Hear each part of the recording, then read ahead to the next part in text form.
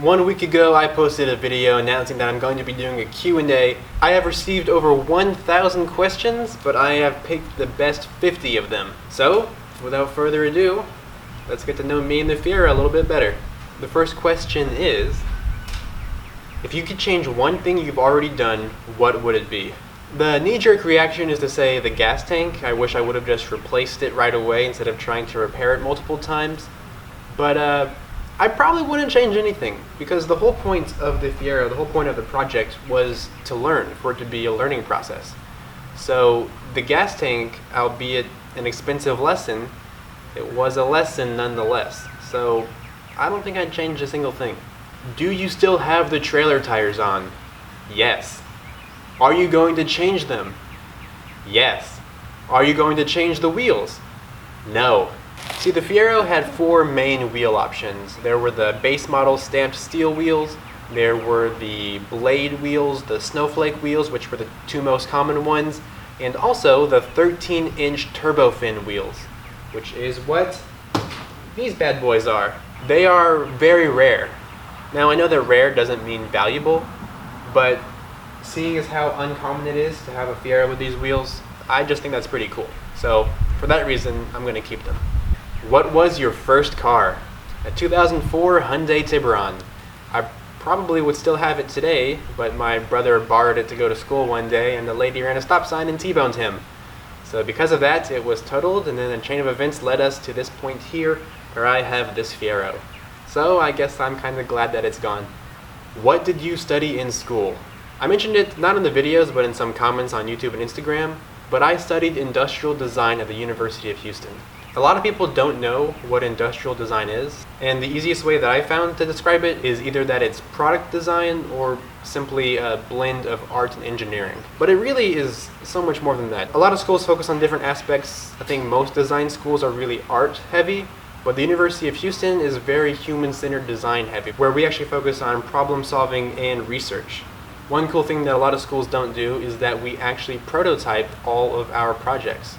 Some design schools just do the renders, just how it looks and how it says it'll function. But at UH, we actually have a full shop, a full wood shop with all the tools you can imagine. A CNC mill, we have a full metal shop, MIG and TIG, plasma cutters, a full paint booth, the whole 9 yards. It's really cool. Someone wants to know, how has studying industrial design influenced on how I approach these projects? One big thing is I look at parts and I can basically understand how they were manufactured, and I can see why they were manufactured the way they were. So it's gotten me a better appreciation for the design of things. One other big thing is design thinking. That is a mentality and a strategy of how you approach problem solving. It was designed for industrial design, but it can be applied into pretty much any different field. It is very cool, very helpful, and I highly encourage you to look it up. How did you balance college and a project car? I did not. Whenever I was in school, I was not working on the car at all. How many bananas can the Fiero hold? 1,267. I'll show you how. So here's a 3D model of a Fiero. It's the GT model, but the interior is the same. I took a cube and pushed, pulled, and extruded it out until all the negative space inside the car was filled up. Nice! Next, I modeled a totally accurate banana. I changed the scale until it looked about right. That should work. Next, I created a particle system and set the negative space object to emit the banana object, filling the entire thing up until it's full. There are some overlapping bananas, but there's also some voids where there's none, so it should even out. And if we look at the object list, we can see that the highest number is 1,268. But the first one is the original banana I modeled that isn't inside the car, so the number inside is 1,267. Cool. What is my daily driver? A 2012 Chevrolet Cruze, but only kind of. I'll explain more on that later. Will you take the Fiero to any car shows? Sure. Whenever all this crazy stuff blows over, I'll probably take it to Houston Cars and Coffee. But maybe not. I'm not a huge fan of car shows, actually. They're fun to go to occasionally, but big crowds give me anxiety, so we'll have to see. Is Finger your real last name? Yes. What has been better, working on the car, filming, or editing? I would say None of those things, actually. What I've liked most about the whole project, the working on and the video aspect, has been the writing. I really love being able to craft a story, because my videos aren't just me saying I did this, then I did this, then I did that.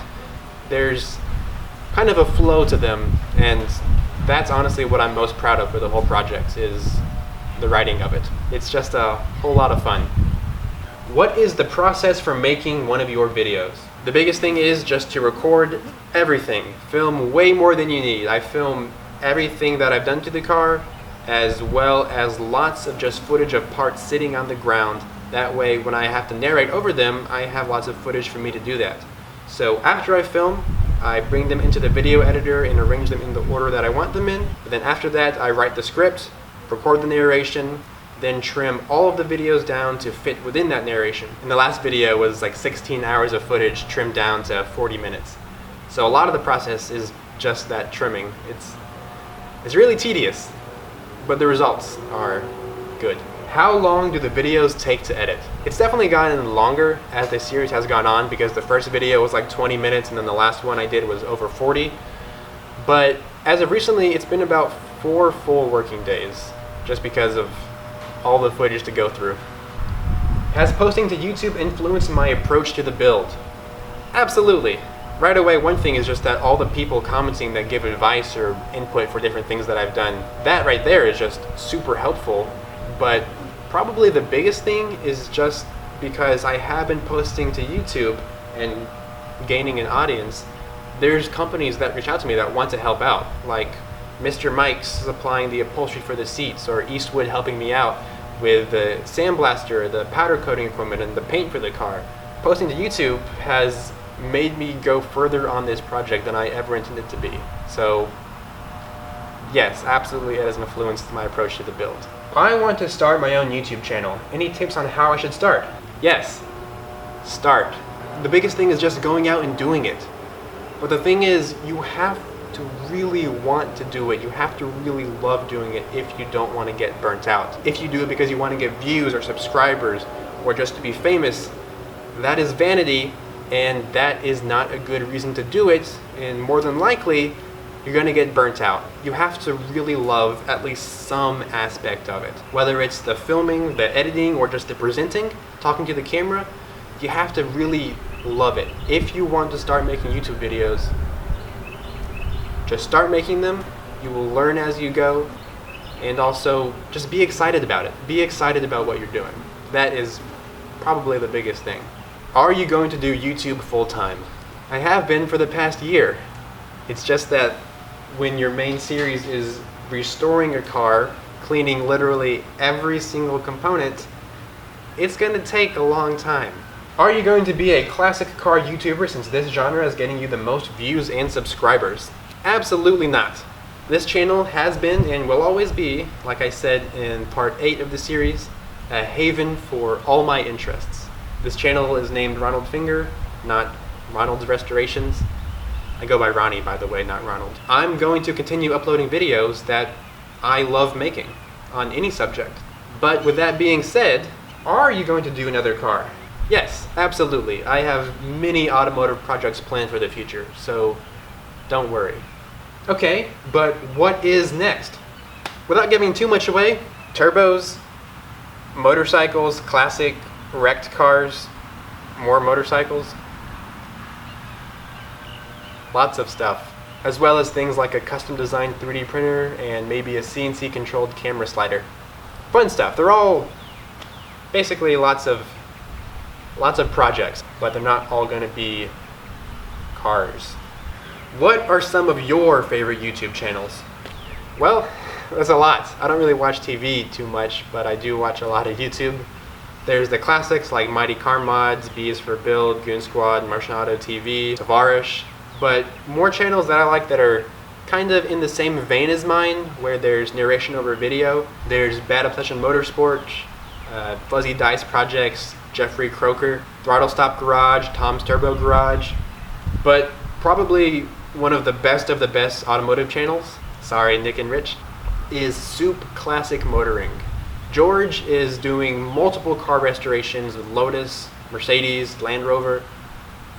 But the thing is he's doing all of the restorations in stop motion. So not only is the work absolutely amazing, but the visuals are mesmerizing. I highly encourage you to check out Soup Classic Motoring. But that's just car stuff. I also really like Craftsman, Steady Craftin'. There's Evan and Caitlin.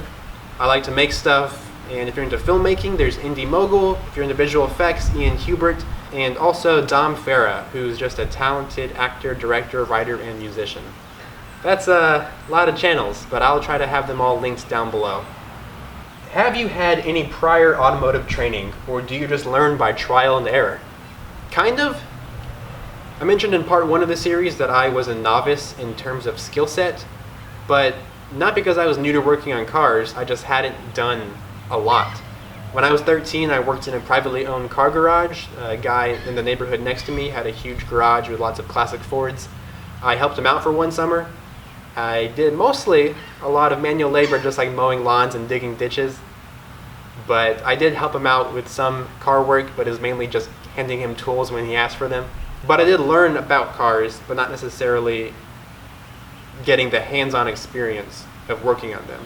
But I've always liked just working on stuff, seeing how they worked. When I was 14, my neighbor gave me his old pocket bike, and I just took it apart and put it back together because I wanted to see if I could do it.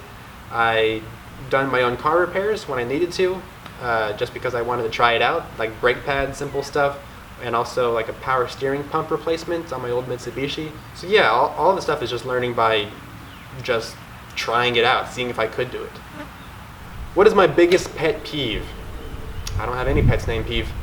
For someone starting their own restoration, what advice do you have to give them? You will mess up, things will break, and it's going to take a lot longer than you think. But the biggest thing is to have patience. I am still learning that myself, but as long as you take it slow and approach everything with a level head, it'll be okay. But things are going to mess up, just so you know. Did you ever feel like giving up on the project? Not giving up per se, but there were definitely moments where I just wanted to be like, okay, I'll just take it to a professional to do this. I don't want to do it myself. The biggest example I can think of is the AC stuff, the air conditioning. Because before I even attempted that, I was just really overwhelmed with everything about it. And I didn't even want to try to attempt it myself just because I was so scared of it messing up. But as long as you take things step by step, break projects into smaller projects, like for example, it's not just doing the R134A conversion, it's replace the O-rings of the condenser, take out the dryer, take out the orifice tube, flush the system. As long as you break everything up into smaller steps, it's definitely a lot easier to do. You won't be overwhelmed. So there have been moments where I felt like personally giving up, but I've always persevered through them. Do you think the Great Depression should be blamed on President Herbert Hoover because of his laissez-faire approach on economics and business in the 1920s? Obviously. What has been the most rewarding part of the project? Getting the car to run smoothly. In part 7, when the car was running like crap after I installed the rebuilt engine, or the refurbished engine, because I didn't touch the bearings, it's not rebuilt. But getting it to run smoothly was just such a great feeling, because it was running like crap for a month before I finally figured out that it was the gas tank. So once I replaced that, cleaned out the lines, got the new fuel pump, and it ran like it was brand new, it was just so great. It was just the best feeling in the world. What tools are needed to start a restoration like this? Pretty much everything that I've done to the car can be done with just an assorted toolkit from something like AutoZone, also a torque wrench, and of course a jack and jack stands. Zach Job from Donut Media has a really great series called Money Pit, where it's all about what to expect in your first project car, and it goes over literally everything you could possibly think of to need. It's really great, honestly, and I highly encourage you to watch it if you are wanting to start a project car yourself.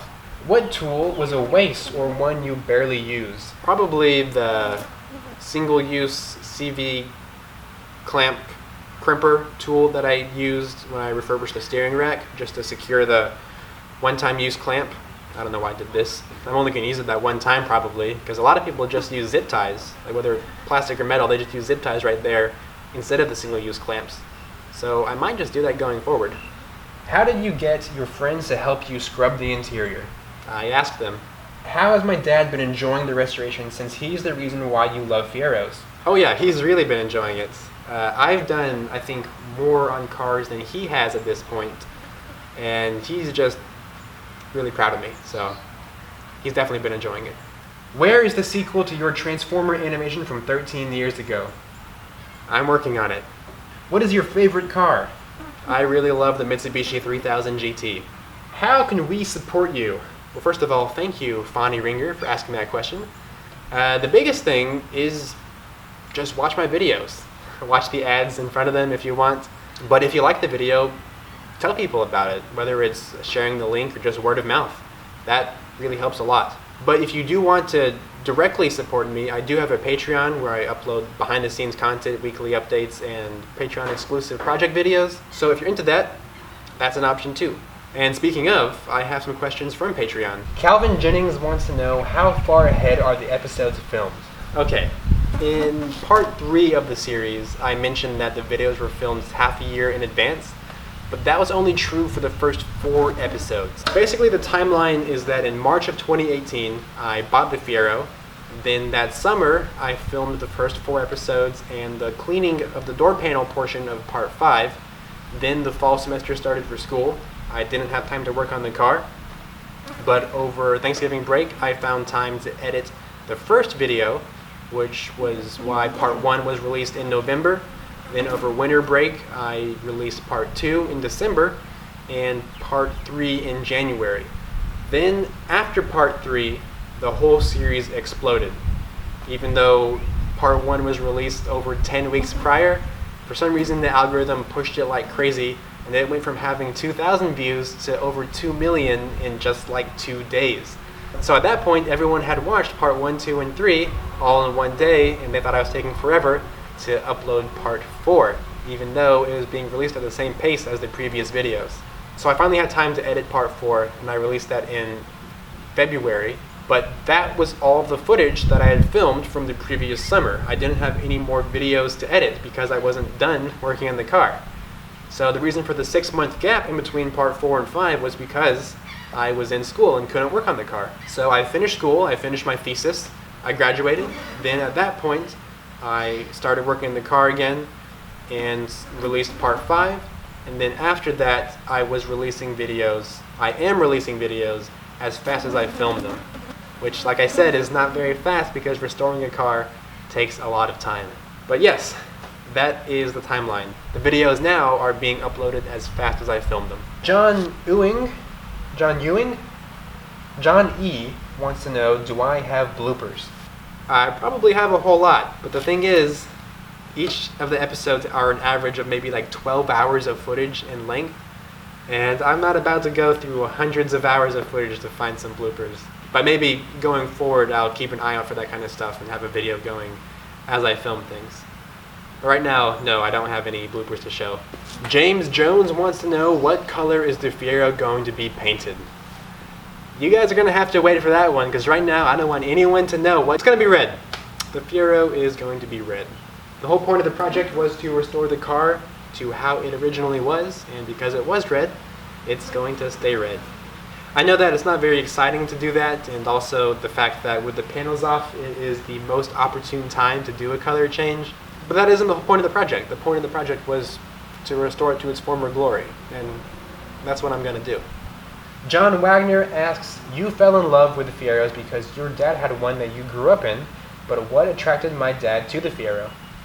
Let's find out.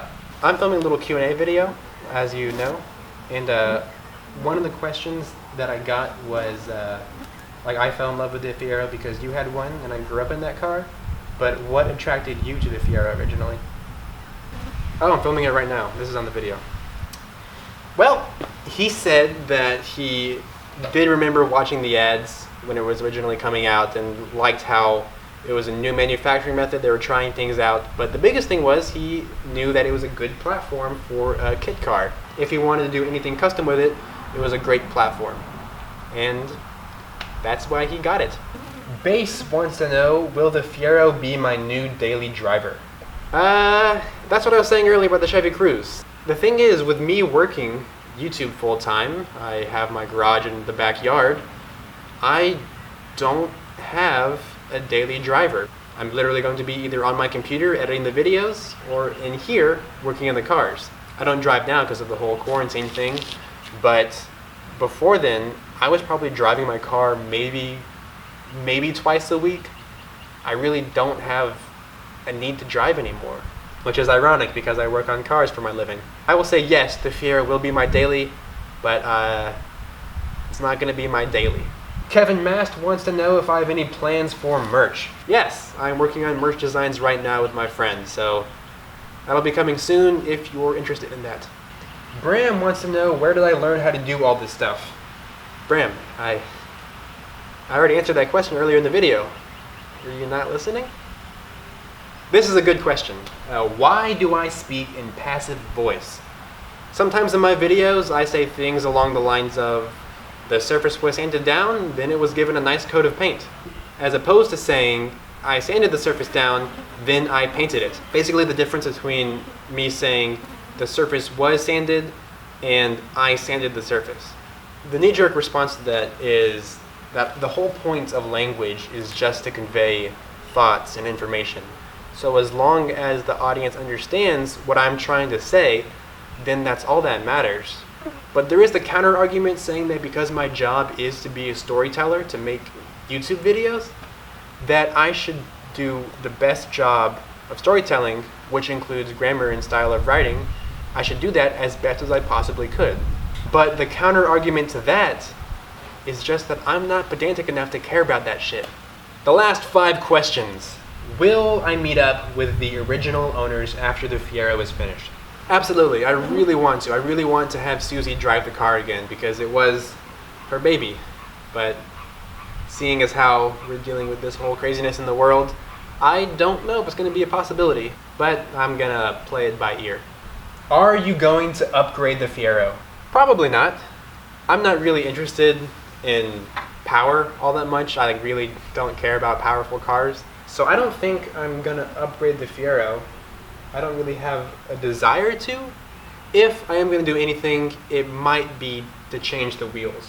I know I said I want to keep them, but they are like super skinny. I don't know if you can see that, but they are very thin wheels. So there's the concern of there not being a big contact patch, which is a possible safety hazard. So if I feel the car sliding around turns or braking, I might replace the wheels with some wider ones. Are you ever going to sell the Fiero?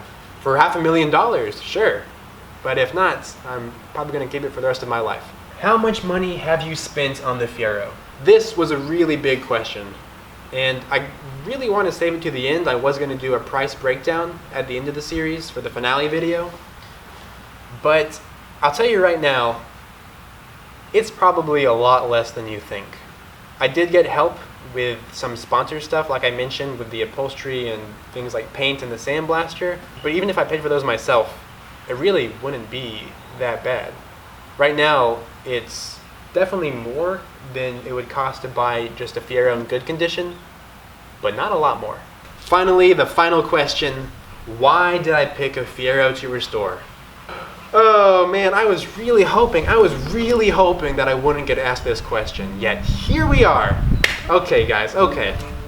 In part 1 of the series, the very first thing I say, the first line of dialogue spoken in the entirety of the series was, before anybody asks in the comments, I'll go ahead and address it right away. Why did I choose a Pontiac Fiero as my project car?